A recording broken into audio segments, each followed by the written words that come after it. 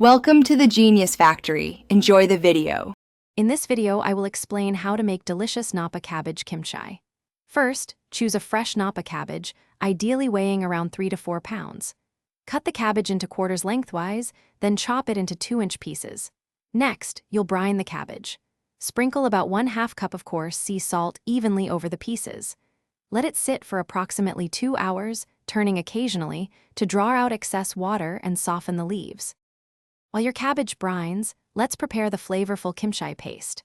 Start by making a simple rice porridge with 2 tablespoons of sweet rice flour and 1 cup of water. Cool it completely.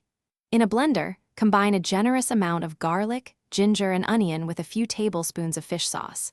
Then, mix in about 1/2 cup of vibrant gochugaru, or Korean chili flakes, and 1/4 cup of sugar.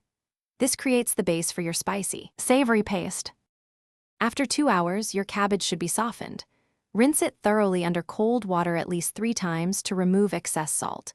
It's crucial to drain the cabbage very well, squeezing out as much water as possible. Now, the fun part, wearing gloves, combine the drained cabbage with your prepared kimchi paste.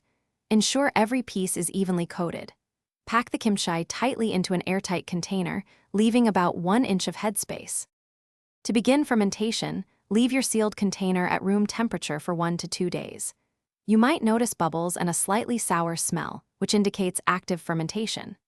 Once fermented to your liking, transfer the kimchi to the refrigerator. It will continue to ferment slowly and can be stored for several months. Enjoy your homemade kimchi as a delicious side dish, or incorporate it into stews, fried rice, or pancakes for an extra kick of flavor. Thanks for watching. If you found this helpful, don't forget to like and subscribe.